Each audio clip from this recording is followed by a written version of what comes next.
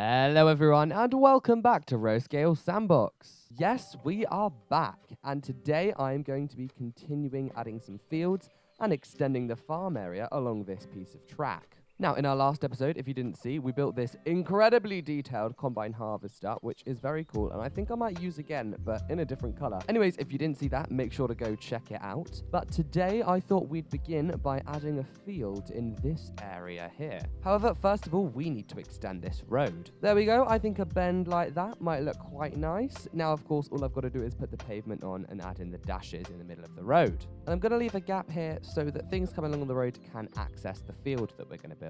So there we go, the road is in. Now I think it's time to get a feel for the base shape of this field. And since this one is a sort of golden orange color, I'm not going to do that. This is sort of wheat. Let's go with a yellow color, which is mainly associated with rapeseed in the UK. So there is our field. Now this one is not going to be partially harvested like this one.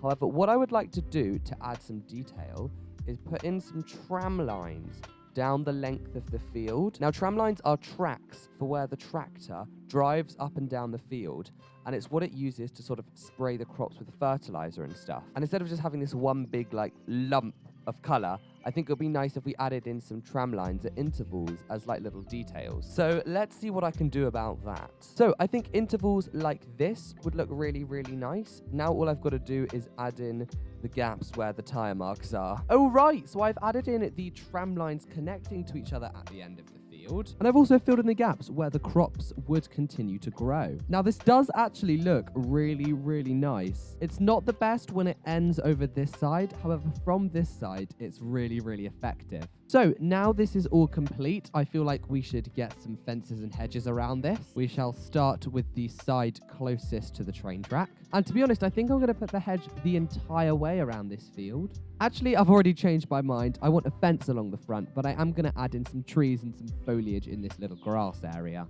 And I'm just going to move over this gap in the pavement so that it aligns with the tram lines. Then, of course, we need to show that this is a route that has been used for years and years with loads of mud all over the place. And now, of course, we can add some trees. Feels so weird doing the foliage in the middle of the episode. All right, so that is one field done. Now I want to add a second over here. And this field I want to have been already harvested. So it's going to have these zigzagging tracks all across the entire thing. However, I don't want it to be just rectangular. I'm going to add a little cutting here for a small copse of trees. So the first thing we need to do is add a base. And because it's been harvested, I want it to be this nice mud brown color. Okay, so the first thing to do is add the harvesting tracks. All right, that was a bit of fun to figure out, but hopefully now there should be a route that the tractor will have taken and it will get him all the way back to the beginning and cover the entirety of the field. So now that is done, we can once again put a hedge around this.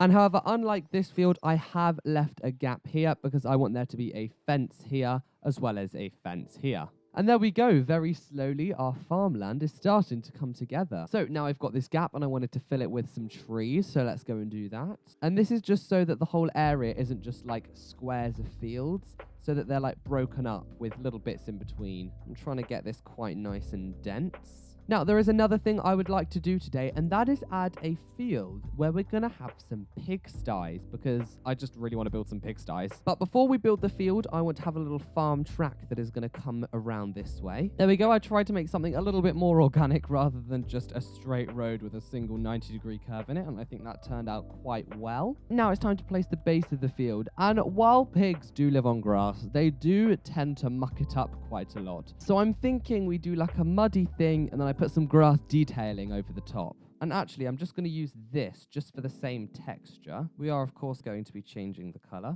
There we go. I think a mud like that won't be too bad. And I know it looks kind of strange at the moment, but when I add some grass detailing, it shouldn't look too bad. Now, I know I said I'd never add anything like this again because of frame rate. However, we've moved on from then. And now I've got to try and make this look rather natural and not, a bunch of squares placed on top of each other, which is, of course, exactly what they are. All right, there we go. That is what the pigs are going to be living in. Now, I sort of made it more dense in grass down the bottom of the field here because all the pigs are going to be up along this side. Speaking of, I think we should make our first little house. There we go. I don't think I need to build anything more complicated than that. It's just a little half pipe with little black bit on the front to act as the door. And I think you can definitely sort of understand exactly what that is. So now all I've got to do is copy this over a bunch of times, and we have a little fleet of big houses. And I think it's time that we put on a little hedge. And I'm only going to do half the field with a hedge, the rest I'm going to do with a fence. And of course, I've left a gap and a bit of an entranceway where cars and stuff will come into the field. So I think I have time to build one more field,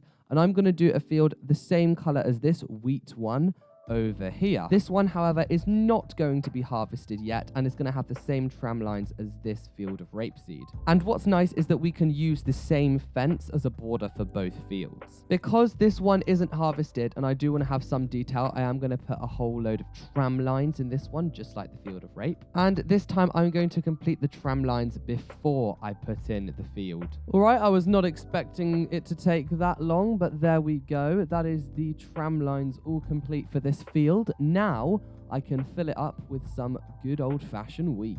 And there we go. That again took me a little bit longer than I would have hoped. However, it does look really, really cool and pretty realistic to how a normal wheat field would look. However, I am very swiftly running out of time, so I think that we need to get some hedges on this thing and then we can be done for today. Before we do that though, I want to add a little bit more of a farm track along this way. And of course, we've got to add the section where the tractors enter the field. And now I can start extending this hedge along the side of the train track. I think next episode I might add in another small little tunnel bridge kind of thing where we can connect up these two farm tracks.